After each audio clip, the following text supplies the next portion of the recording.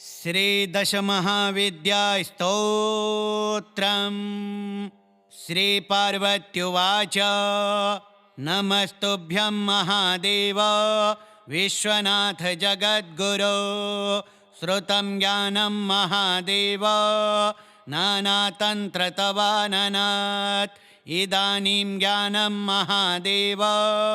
गुह्यस्तोत्रं वद प्रभो। कवचं ब्रूहि मे नाथ मन्त्रचैतन्यकारणं। मन्त्रसिद्धिकरं गुह्यात् गुह्यं मोक्षैधायकं। श्रुत्वा मोक्षमवाप्नोति ज्ञात्वा विद्यां महेश्वर। श्रीशिव उवाच दुर्लभं तारिणी मार्गं दुर्लभं तारिणी पदं। मन्त्रार्थं मन्त्रचैतन्यं दुर्लभं शवसाधनं। शमशानसाधनं योनि साधनं ब्रह्मसाधनं। क्रियासाधनकं भक्ति साधनं मुक्तिसाधनं। तव प्रसादात् देवेशे सर्वाः सिद्ध्यन्ति सिद्धयः। ॐ नमस्ते चण्डिके चण्डे चण्डमुण्डविनाशिनी। नमस्ते कालिके काल महाभयविनाशिनी। शिवे रक्ष जगद्धात्रे प्रसीद हरवल्लभे। प्रणमामि जगद्धात्रीं जगत्पालनकारिणीं। जगच्छोभकरीं विद्यां जगत्सृष्टिविधायिनीं। करालां विकटां घोरां मुण्डमाला विभूषितां। हरार्चितां हराराध्यां नमामि हरवल्लभां। गौरीं गुरुप्रियां गौर वर्णालङ्कारभूषितां। हरिप्रियां महामायां नमामि ब्रह्मपूजितां। सिद्धां सिद्धेश्वरीं सिद्ध विद्याधरं गणैर्युतां। मन्त्रसिद्धिप्रदां योनि सिद्धिदां लिङ्गशोभितां। प्रणमामि महामायां दुर्गां दुर्गतिनाशिनीं। उग्रां उग्रमयीं उग्र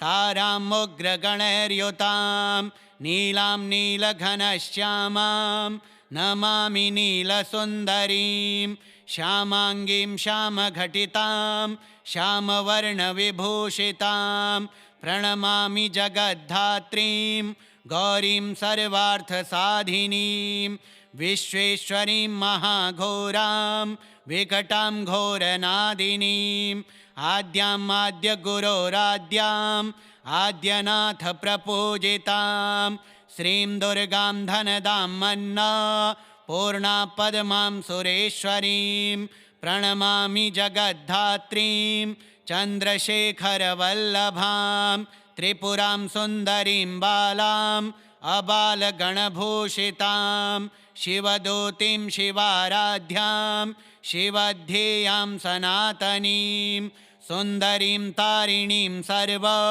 शिवागणविभूषितां। नारायणीं विष्णुपूज्यां ब्रह्मविष्णुहरप्रियां। सर्वसिद्धिप्रदां नित्यां अनित्यां गुणवर्जितां। सगुणां निर्गुणां ध्येयां अर्चितां सर्वसिद्धिदां। विद्यां सिद्धिप्रदां विद्यां महाविद्यां महेश्वरीं। महेशभक्तां माहेशीं महाकालप्रपूजितां। प्रणमामि जगद्धात्रीं शुम्भासुरविमर्दिनीं। रक्तप्रियां रक्तवर्णां रक्तबीजविमर्दिनीं। भैरवीं भुवनां देवीं लोलजिह्वां सुरेश्वरीं। चतुर्भुजां दशभुजां अष्टादशभुजां शुभां। त्रिपुरेशीं विश्वनाथ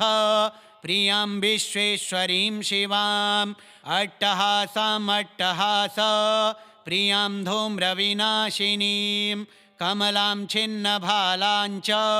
मातङ्गीं सुरसुन्दरीं। षोडशीं विजयां भीमां धूमां च बगलामुखीं। सर्वसिद्धिप्रदां सर्वविद्यामन्त्रविशोधिनीं प्रणमामि जगत्तारां साराञ्च मन्त्रसिद्धये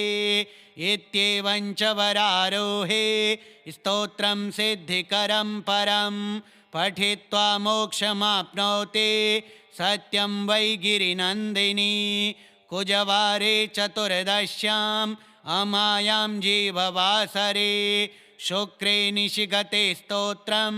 पठित्वा मोक्षमाप्नुयात् त्रिपक्षे मन्त्रसिद्धि स्यात्स्तोत्रपाठाद्धिशङ्करे चतुर्दश्यां निशाभागे निशिभौमेष्टमी दिने निशामुखे पठे स्तोत्रं मन्त्रसिद्धिमवाप्नुयात् केवलं स्तोत्रपाठाद्धि तन्त्रसिद्धिरनुत्तमा जागर्ति सततं चण्डे स्तवपाठाद्भुजङ्गिनी काली तारा महाविद्या षोडशी भुवनेश्वरी भैरवी छिन्नमस्ता च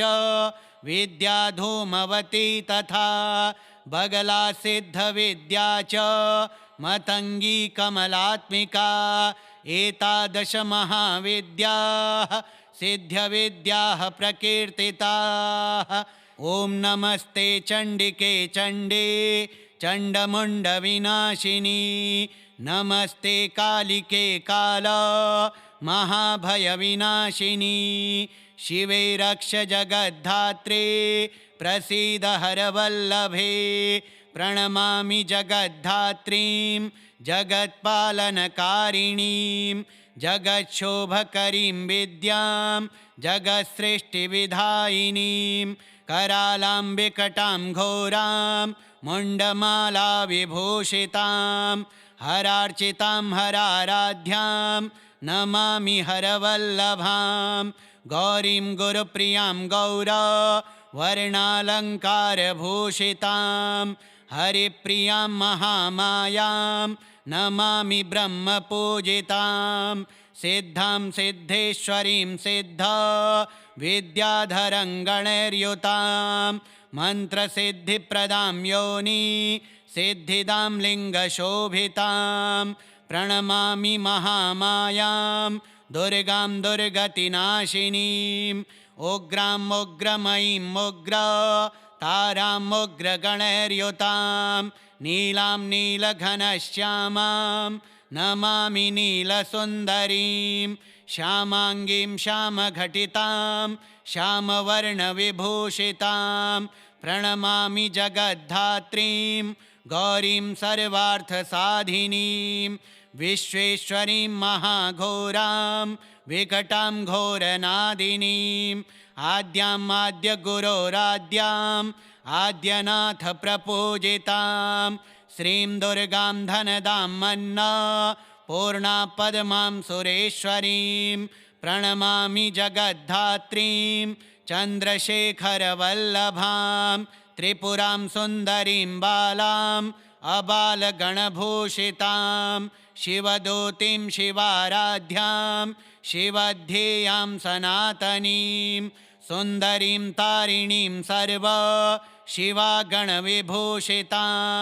नारायणीं विष्णुपूज्यां ब्रह्मविष्णुहरप्रियां सर्वसिद्धिप्रदां नित्याम् अनित्यां गुणवर्जितां सगुणां निर्गुणां ध्येयाम् अर्चितां सर्वसिद्धिदां विद्यां सिद्धिप्रदां विद्यां महाविद्यां महेश्वरीं महेशभक्तां माहेशीं महाकालप्रपूजितां प्रणमामि जगद्धात्रीं शुम्भासुरविमर्दिनीं रक्तप्रियां रक्तवर्णां रक्तबीजविमर्दिनीं भैरवीं भुवनां देवीं लोलजिह्वां सुरेश्वरीं चतुर्भुजां दशभुजां अष्टादशभुजां शुभां त्रिपुरेशीं विश्वनाथ प्रियां विश्वेश्वरीं शिवां अट्टहासाम् अट्टहास प्रियां धूम्रविनाशिनीं कमलां छिन्नभालां च मातङ्गीं सुरसुन्दरीं षोडशीं विजयां भीमां धूमां च बगलामुखीं सर्वसिद्धिप्रदां सर्वविद्यामन्त्रविशोधिनीं प्रणमामि जगत्तारां साराञ्च मन्त्रसिद्धये इत्येवं च वरारोहे स्तोत्रं सिद्धिकरं परं पठित्वा मोक्षमाप्नोति सत्यं वै गिरिनन्दिनी कुजवारे चतुर्दश्याम् अमायां जीववासरे शुक्रे निशिगते स्तोत्रं पठित्वा मोक्षमाप्नुयात् त्रिपक्षे मन्त्रसिद्धे स्यात्स्तोत्रपाठाद्धिशङ्करे चतुर्दश्यां निशाभागे निशिभौमेष्टमी दिने निशामुखे पठे स्तोत्रं मन्त्रसिद्धिमवाप्नुयात् केवलं स्तोत्रपाठाद्धे तन्त्रसिद्धिरनुत्तमा जागर्ति सततं चण्डे स्तवपाठाद्भुजङ्गिनी काली तारा महाविद्या षोडशी भुवनेश्वरी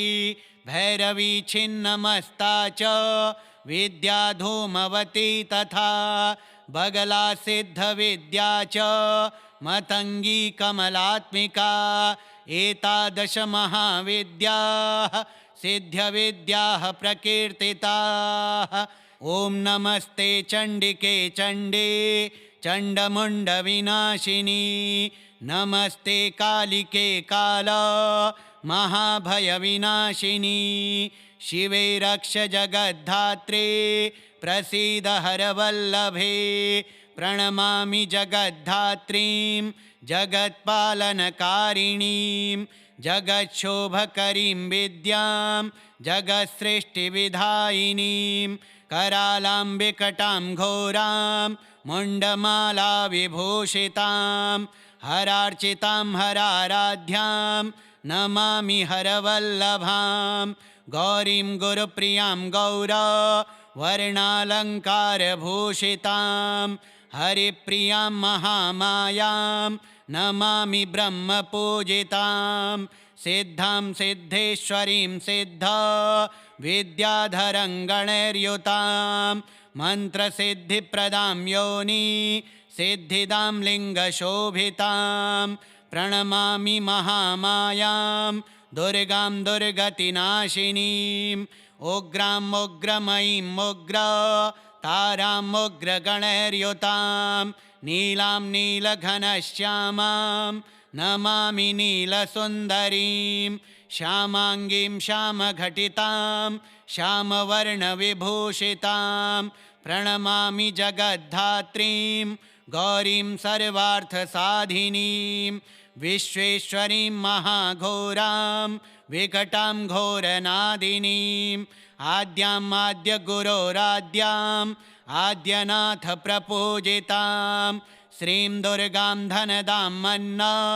पूर्णा पद्मां सुरेश्वरीं प्रणमामि जगद्धात्रीं चन्द्रशेखरवल्लभां त्रिपुरां सुन्दरीं बालां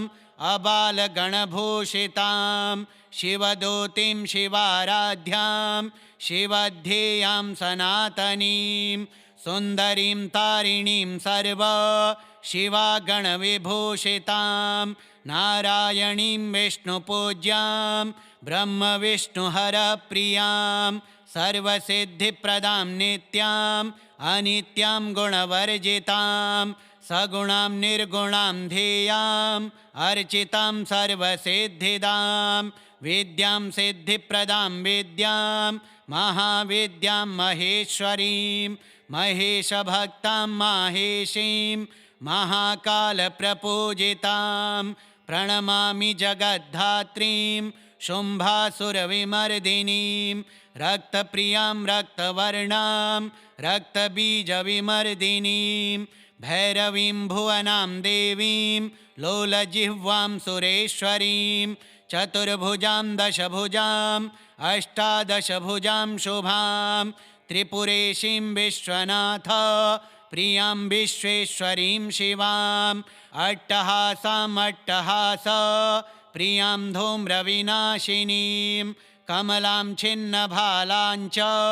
मातङ्गीं सुरसुन्दरीं षोडशीं विजयां भीमां धूमाञ्च बगलामुखीं सर्वसिद्धिप्रदां सर्वविद्यामन्त्रविशोधिनीं प्रणमामि जगत्तारां साराञ्च मन्त्रसिद्धये इत्येवञ्च वरारोहे स्तोत्रं सिद्धिकरं परं पठित्वा मोक्षमाप्नोति सत्यं वै गिरिनन्दिनी कुजवारे चतुर्दश्याम् अमायां जीववासरे शुक्रे निशिगते स्तोत्रं पठित्वा मोक्षमाप्नुयात् त्रिपक्षे मन्त्रसिद्धि स्यात्स्तोत्रपाठाद्धिशङ्करे चतुर्दश्यां निशाभागे निशिभौमेष्टमी दिने निशामुखे पठे स्तोत्रं मन्त्रसिद्धिमवाप्नुयात् केवलं स्तोत्रपाठाद्धे तन्त्रसिद्धिरनुत्तमा जागर्ति सततं चण्डे स्तवपाठाद्भुजङ्गिनी काली तारा महाविद्या षोडशी भुवनेश्वरी भैरवी छिन्नमस्ता च विद्या धूमवती तथा बगला सिद्धविद्या च मतङ्गी कमलात्मिका एतादश महाविद्याः सिद्ध्यविद्याः प्रकीर्तिताः। ॐ नमस्ते चण्डिके चण्डे चण्डमुण्डविनाशिनी नमस्ते कालिके काल महाभयविनाशिनी शिवे रक्ष जगद्धात्रे प्रसीद हरवल्लभे प्रणमामि जगद्धात्रीं जगत्पालनकारिणीं जगच्छोभकरीं विद्यां जगत्सृष्टिविधायिनीं करालां विकटां घोरां मुण्डमालाविभूषितां हरार्चितां हराराध्यां नमामि हरवल्लभां गौरीं गुरुप्रियां गौरवर्णालङ्कारभूषितां हरिप्रियां महामायां नमामि ब्रह्मपूजितां सिद्धां सिद्धेश्वरीं सिद्धा विद्याधरं गणैर्युतां मन्त्रसिद्धिप्रदां योनि सिद्धिदां लिङ्गशोभितां प्रणमामि महामायां दुर्गां दुर्गतिनाशिनीं उग्रां उग्रमयीं उग्र तारां उग्रगणैर्युतां नीलां नीलघनश्यामां नमामि नीलसुन्दरीं श्यामाङ्गीं श्यामघटितां श्यामवर्णविभूषितां प्रणमामि जगद्धात्रीं गौरीं सर्वार्थसाधिनीं विश्वेश्वरीं महाघोरां विकटां घोरनादिनीं आद्याम् आद्यगुरोराद्याम् आद्यनाथप्रपूजितां श्रीं दुर्गां धनदां मन्ना पूर्णा पद्मां सुरेश्वरीं प्रणमामि जगद्धात्रीं चन्द्रशेखरवल्लभां त्रिपुरां सुन्दरीं बालां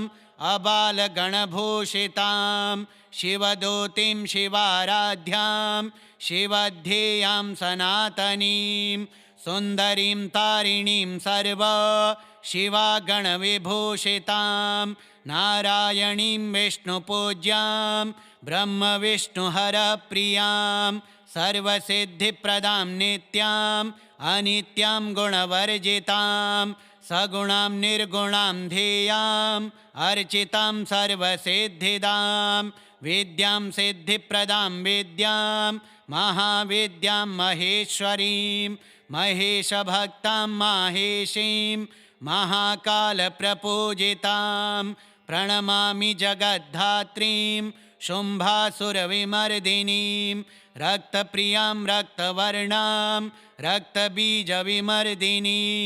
भैरवीं भुवनां देवीं लोलजिह्वां सुरेश्वरीं चतुर्भुजां दशभुजां अष्टादशभुजां शुभां त्रिपुरेशीं विश्वनाथ प्रियां विश्वेश्वरीं शिवाम् अट्टहासामट्टहास प्रियां धूम्रविनाशिनीं कमलां छिन्नभालाञ्च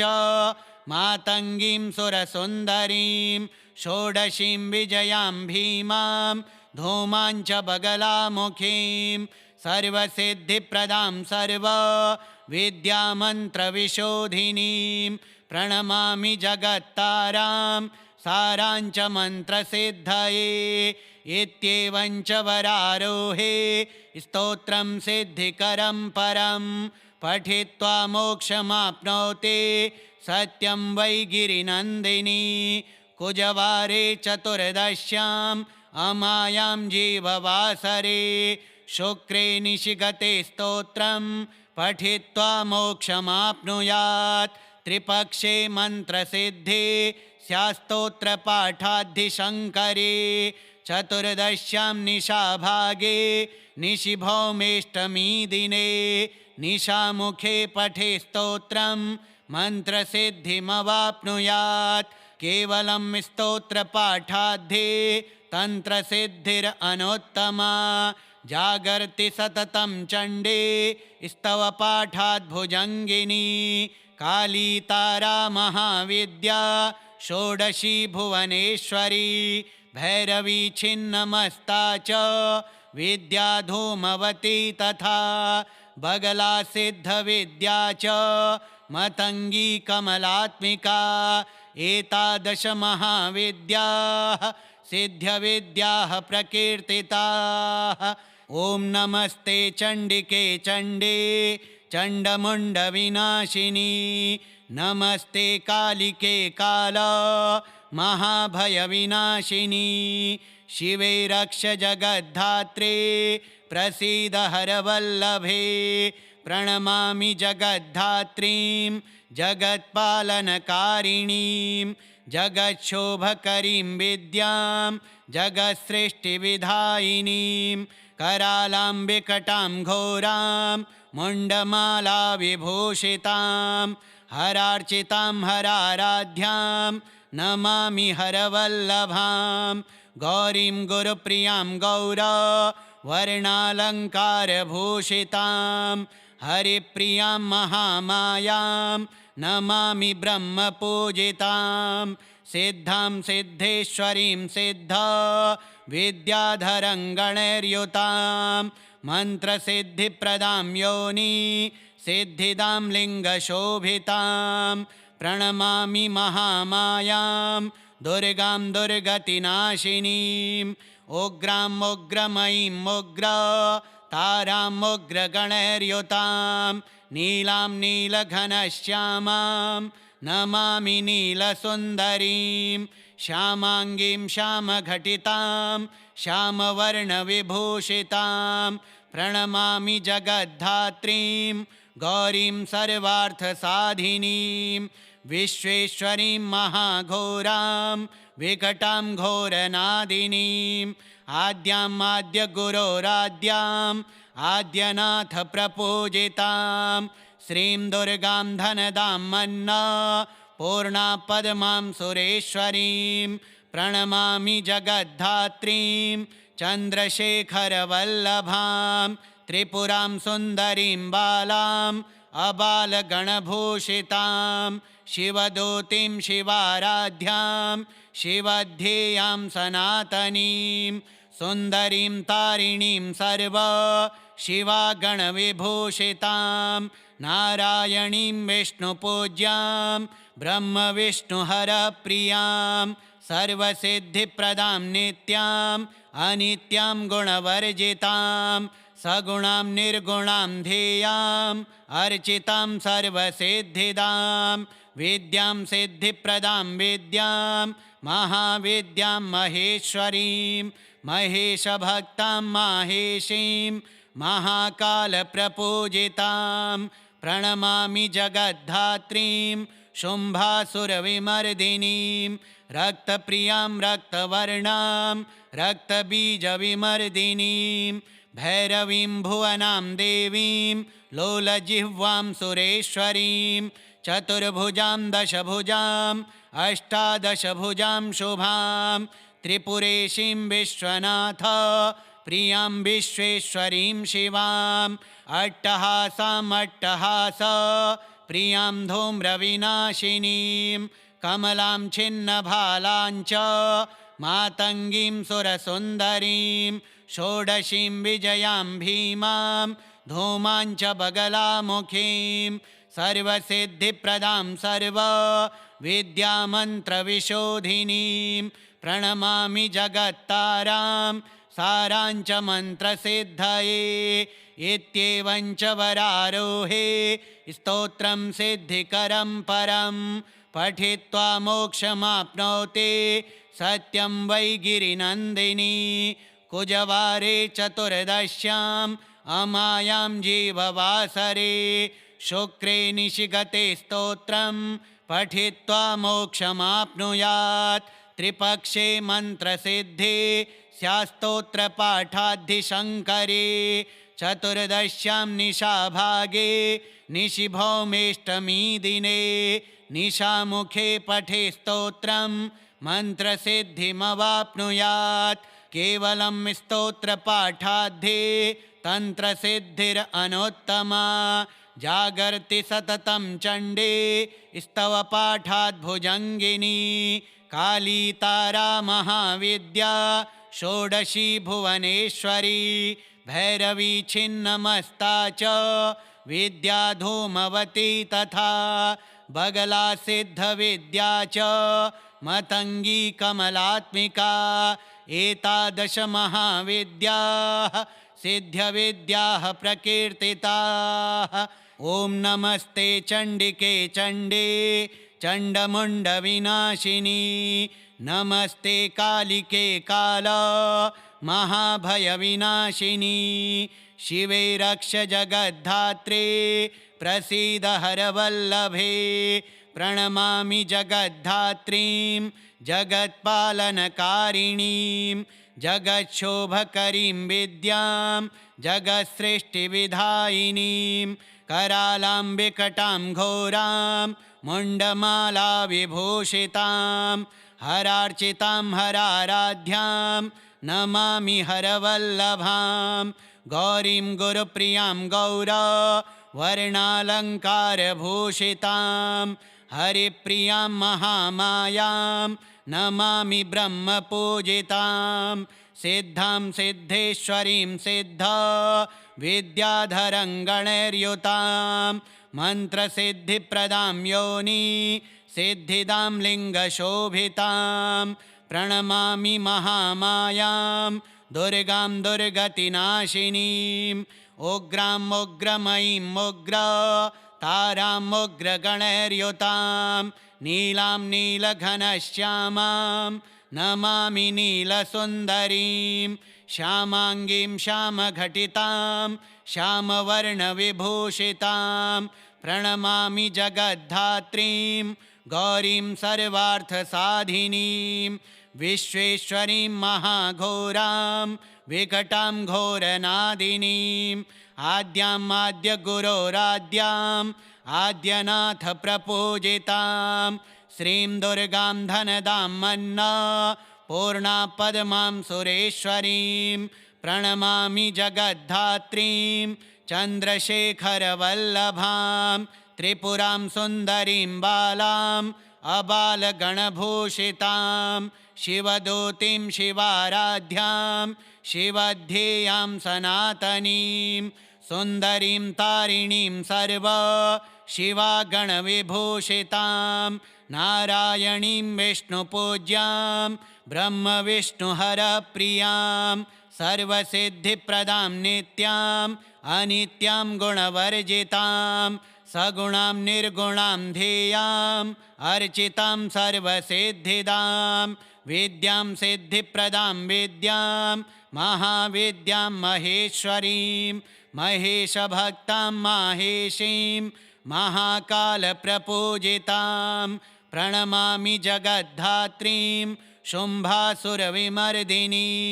रक्तप्रियां रक्तवर्णां रक्तबीजविमर्दिनीं भैरवीं भुवनां देवीं लोलजिह्वां सुरेश्वरीं चतुर्भुजां दशभुजाम् अष्टादशभुजां शुभां त्रिपुरेशीं विश्वनाथ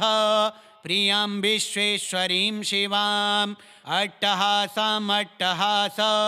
प्रियां धूम्रविनाशिनीं कमलां छिन्नभालां च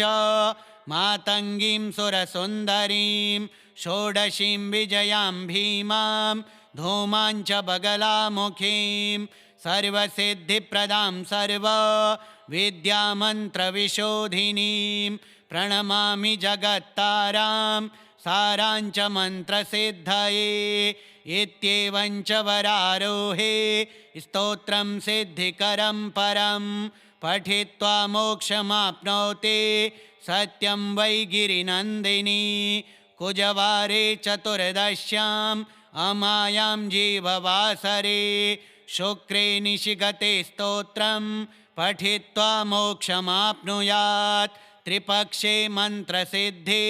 स्यात्स्तोत्रपाठाद्धिशङ्करे चतुर्दश्यां निशाभागे निशिभौमेष्टमी दिने निशामुखे पठे स्तोत्रं मन्त्रसिद्धिमवाप्नुयात् केवलं स्तोत्रपाठाद्धि तन्त्रसिद्धिरनुत्तमा जागर्ति सततं चण्डे स्तवपाठाद्भुजङ्गिनी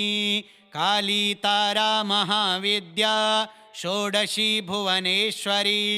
भैरवी छिन्नमस्ता च विद्या धूमवती तथा बगला सिद्धविद्या च मतङ्गी कमलात्मिका एतादश महाविद्याः सिद्धविद्याः प्रकीर्तिताः।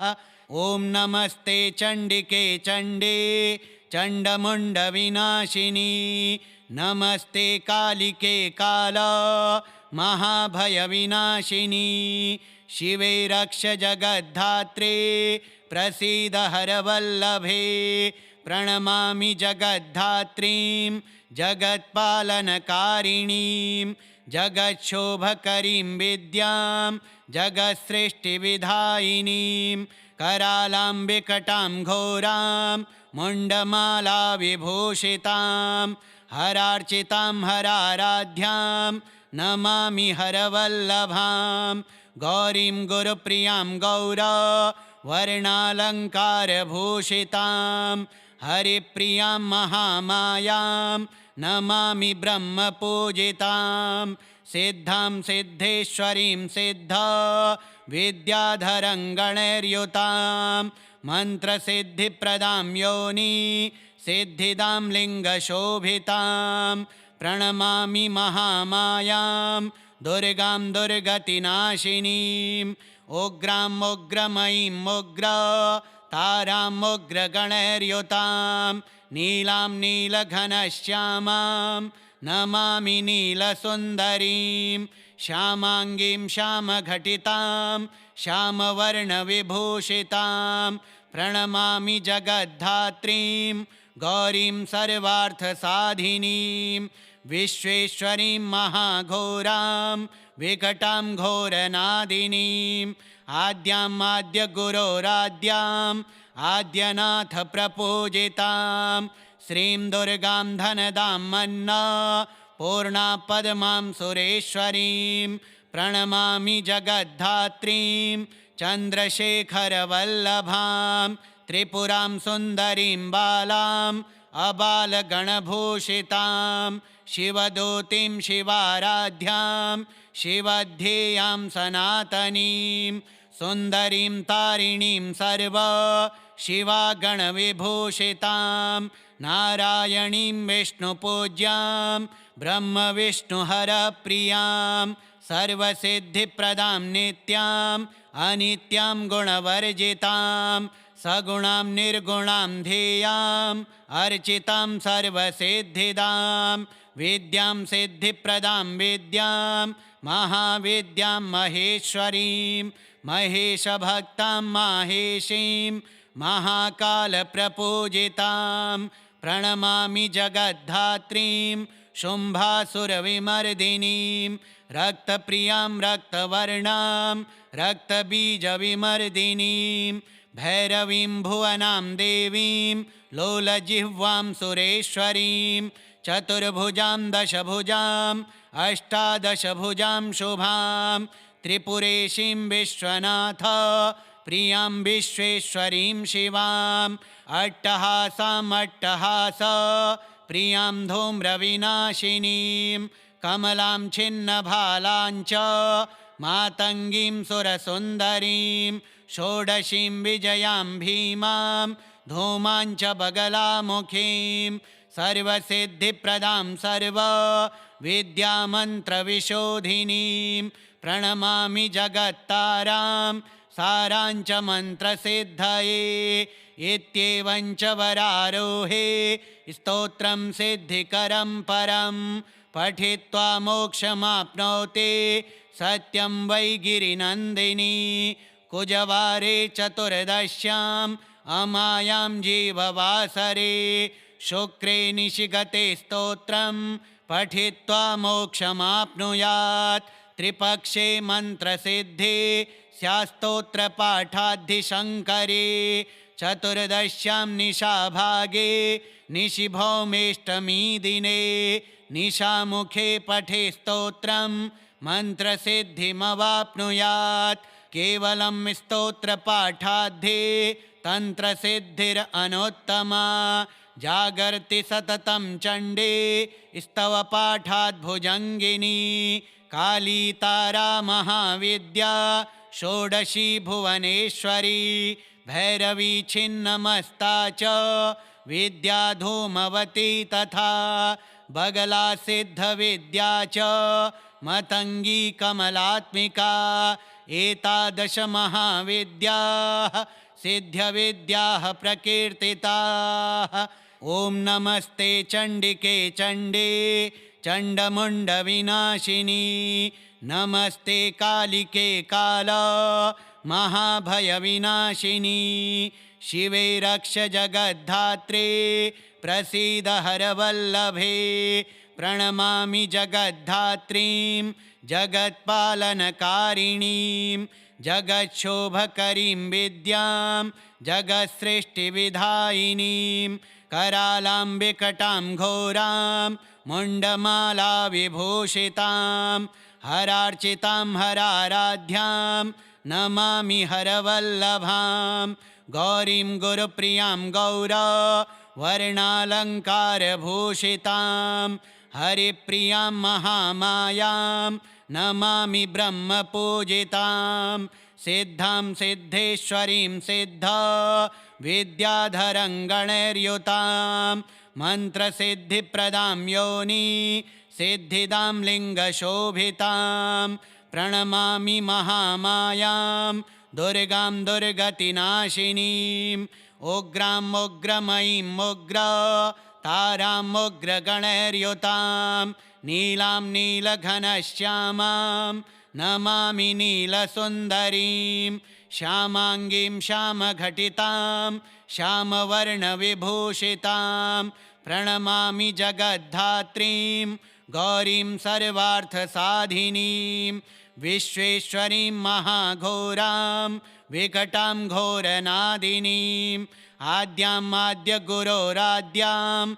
आद्यनाथ प्रपूजितां श्रीं दुर्गां धनदां मन्ना पूर्णा पद्मां सुरेश्वरीं प्रणमामि जगद्धात्रीं चन्द्रशेखरवल्लभां त्रिपुरां सुन्दरीं बालां अबालगणभूषितां शिवदूतीं शिवाराध्यां शिवध्येयां सनातनीं सुन्दरीं तारिणीं सर्वा शिवागणविभूषितां नारायणीं विष्णुपूज्यां ब्रह्मविष्णुहरप्रियां सर्वसिद्धिप्रदां नित्याम् अनित्यां गुणवर्जितां सगुणां निर्गुणां ध्येयाम् अर्चितां सर्वसिद्धिदां विद्यां सिद्धिप्रदां विद्यां महाविद्यां महेश्वरीं महेशभक्तां माहेशीं महाकालप्रपूजितां प्रणमामि जगद्धात्रीं शुम्भासुरविमर्दिनीं रक्तप्रियां रक्तवर्णां रक्तबीजविमर्दिनीं भैरवीं भुवनां देवीं लोलजिह्वां सुरेश्वरीं चतुर्भुजां दशभुजां अष्टादशभुजां शुभां त्रिपुरेशीं विश्वनाथ प्रियां विश्वेश्वरीं शिवाम् अट्टहासाम् अट्टहास प्रियां धूम्रविनाशिनीं कमलां छिन्नभालां च मातङ्गीं सुरसुन्दरीं षोडशीं विजयां भीमां धूमां च बगलामुखीं सर्वसिद्धिप्रदां सर्वविद्यामन्त्रविशोधिनीं प्रणमामि जगत्तारां साराञ्च मन्त्रसिद्धये इत्येवं च वरारोहे स्तोत्रं सिद्धिकरं परं पठित्वा मोक्षमाप्नोति सत्यं वै गिरिनन्दिनी कुजवारे चतुर्दश्याम् अमायां जीववासरे शुक्रे निशिगते स्तोत्रं पठित्वा मोक्षमाप्नुयात् त्रिपक्षे मन्त्रसिद्धे स्यास्तोत्रपाठाद्धिशङ्करे चतुर्दश्यां निशाभागे निशिभौमेष्टमी दिने निशामुखे पठे स्तोत्रं मन्त्रसिद्धिमवाप्नुयात् केवलं स्तोत्रपाठाद्धे तन्त्रसिद्धिरनुत्तमा जागर्ति सततं चण्डे स्तवपाठाद्भुजङ्गिनी काली तारा महाविद्या षोडशी भुवनेश्वरी भैरवी छिन्नमस्ता च विद्या धूमवती तथा बगला सिद्धविद्या च मतङ्गी कमलात्मिका एतादश महाविद्याः सिद्धविद्याः प्रकीर्तिताः। ॐ नमस्ते चण्डिके चण्डे चण्डमुण्डविनाशिनी नमस्ते कालिके काल महाभयविनाशिनी शिवे रक्ष जगद्धात्रे प्रसीद हरवल्लभे प्रणमामि जगद्धात्रीं जगत्पालनकारिणीं जगच्छोभकरीं विद्यां जगत्सृष्टिविधायिनीं करालां विकटां घोरां मुण्डमाला विभूषितां हरार्चितां हराराध्यां नमामि हरवल्लभां गौरीं गुरुप्रियां गौरवर्णालङ्कारभूषितां हरिप्रियां महामायां नमामि ब्रह्मपूजितां सिद्धां सिद्धेश्वरीं सिद्धा विद्याधरं गणैर्युतां मन्त्रसिद्धिप्रदां योनि सिद्धिदां लिङ्गशोभितां प्रणमामि महामायां दुर्गां दुर्गतिनाशिनीं उग्रां उग्रमयीं उग्र तारां उग्रगणैर्युतां नीलां नीलघनश्यामां नमामि नीलसुन्दरीं श्यामाङ्गीं श्यामघटितां श्यामवर्णविभूषितां प्रणमामि जगद्धात्रीं गौरीं सर्वार्थसाधिनीं विश्वेश्वरीं महाघोरां विकटां घोरनादिनीं आद्याम् आद्यगुरोराद्याम् आद्यनाथप्रपूजितां श्रीं दुर्गां धनदां मन्ना पूर्णा पद्मां सुरेश्वरीं प्रणमामि जगद्धात्रीं चन्द्रशेखरवल्लभां त्रिपुरां सुन्दरीं बालां अबालगणभूषितां शिवदूतीं शिवाराध्यां शिवध्येयां सनातनीं सुन्दरीं तारिणीं सर्व शिवागणविभूषितां नारायणीं विष्णुपूज्यां ब्रह्मविष्णुहरप्रियां सर्वसिद्धिप्रदां नित्याम् अनित्यां गुणवर्जितां सगुणां निर्गुणां ध्येयाम् अर्चितां सर्वसिद्धिदां विद्यां सिद्धिप्रदां विद्यां महाविद्यां महेश्वरीं महेशभक्तां माहेशीं महाकालप्रपूजितां प्रणमामि जगद्धात्रीं शुम्भासुरविमर्दिनीं रक्तप्रियां रक्तवर्णां रक्तबीजविमर्दिनीं भैरवीं भुवनां देवीं लोलजिह्वां सुरेश्वरीं चतुर्भुजां दशभुजां अष्टादशभुजां शुभां त्रिपुरेशीं विश्वनाथ प्रियां विश्वेश्वरीं शिवाम् अट्टहासाम् अट्टहास प्रियां धूम्रविनाशिनीं कमलां छिन्नभालां च मातङ्गीं सुरसुन्दरीं षोडशीं विजयां भीमां धूमां च बगलामुखीं सर्वसिद्धिप्रदां सर्वविद्यामन्त्रविशोधिनीं प्रणमामि जगत्तारां सारां च मन्त्रसिद्धये इत्येवं च वरारोहे स्तोत्रं सिद्धिकरं परं पठित्वा मोक्षमाप्नोति सत्यं वै गिरिनन्दिनी कुजवारे चतुर्दश्याम् अमायां जीववासरे शुक्रे निशिगते स्तोत्रं पठित्वा मोक्षमाप्नुयात् त्रिपक्षे मन्त्रसिद्धि स्यात्स्तोत्रपाठाद्धिशङ्करे चतुर्दश्यां निशाभागे निशिभौमेष्टमी दिने निशामुखे पठे स्तोत्रं मन्त्रसिद्धिमवाप्नुयात् केवलं स्तोत्रपाठाद्धे तन्त्रसिद्धिरनुत्तमा जागर्ति सततं चण्डे स्तवपाठाद्भुजङ्गिनी काली तारा महाविद्या षोडशी भुवनेश्वरी भैरवी छिन्नमस्ता च विद्या धूमवती तथा बगला सिद्धविद्या च मतंगी कमलात्मिका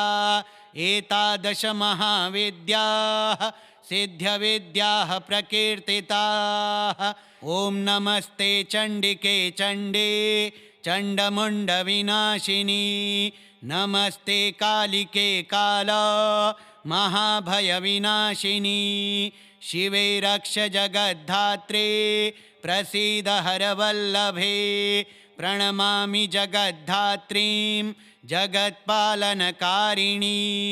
जगच्छोभकरीं विद्यां जगत्सृष्टिविधायिनीं करालां विकटां घोरां मुण्डमाला विभूषितां हरार्चितां हराराध्यां नमामि हरवल्लभां गौरीं गुरुप्रियां गौर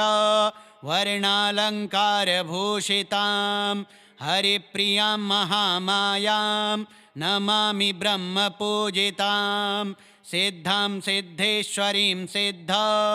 विद्याधरं गणैर्युतां मन्त्रसिद्धिप्रदां योनि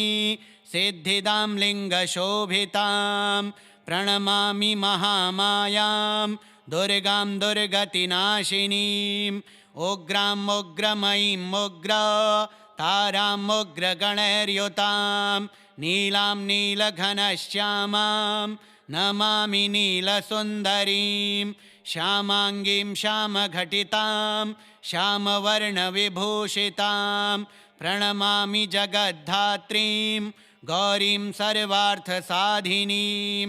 विश्वेश्वरीं महाघोरां विकटां घोरनादिनीं आद्याम् आद्यगुरोराद्याम् आद्यनाथ प्रपूजितां श्रीं दुर्गां धनदां मन्ना पूर्णा पद्मां सुरेश्वरीं प्रणमामि जगद्धात्रीं चन्द्रशेखरवल्लभां त्रिपुरां सुन्दरीं बालां अबालगणभूषितां शिवदूतीं शिवाराध्यां शिवध्येयां सनातनीं सुन्दरीं तारिणीं सर्व शिवागणविभूषितां नारायणीं विष्णुपूज्यां ब्रह्मविष्णुहरप्रियां सर्वसिद्धिप्रदां नित्यां अनित्यां गुणवर्जितां सगुणां निर्गुणां ध्येयाम् अर्चितां सर्वसिद्धिदां विद्यां सिद्धिप्रदां विद्यां महाविद्यां महेश्वरीं महेशभक्तां माहेशीं महाकालप्रपूजितां प्रणमामि जगद्धात्रीं शुम्भासुरविमर्दिनीं रक्तप्रियां रक्तवर्णां रक्तबीजविमर्दिनीं भैरवीं भुवनां देवीं लोलजिह्वां सुरेश्वरीं चतुर्भुजां दशभुजां अष्टादशभुजां शुभां त्रिपुरेशीं विश्वनाथ प्रियां विश्वेश्वरीं शिवाम् अट्टहासाम् अट्टहास प्रियां धूम्रविनाशिनीं कमलां छिन्नभालां च मातङ्गीं सुरसुन्दरीं षोडशीं विजयां भीमां धूमां च बगलामुखीं सर्वसिद्धिप्रदां सर्वविद्यामन्त्रविशोधिनीं प्रणमामि जगत्तारां सारां च मन्त्रसिद्धये इत्येवं च वरारोहे स्तोत्रं सिद्धिकरं परं पठित्वा मोक्षमाप्नोति सत्यं वै गिरिनन्दिनी कुजवारे चतुर्दश्याम् अमायां जीववासरे शुक्रे निशिगते स्तोत्रं पठित्वा मोक्षमाप्नुयात् त्रिपक्षे मन्त्रसिद्धे स्यात्स्तोत्रपाठाद्धिशङ्करे चतुर्दश्यां निशाभागे निशिभौमेष्टमी दिने निशामुखे पठे स्तोत्रं मन्त्रसिद्धिमवाप्नुयात् केवलं स्तोत्रपाठाद्धे तन्त्रसिद्धिरनोत्तमा जागर्ति सततं चण्डे स्तवपाठाद्भुजङ्गिनी काली तारा महाविद्या षोडशी भुवनेश्वरी भैरवी छिन्नमस्ता च विद्या धूमवती तथा बगला सिद्धविद्या च मतङ्गी कमलात्मिका एतादश महाविद्याः सिद्ध्यविद्याः प्रकीर्तिताः श्रीमुण्डमाला तन्त्रोक्तं पञ्चदशपटलान्तर्गतं दशमहाविद्यास्तोत्रं श्रीदशमहाविद्यादेव्यार्पणमस्तु।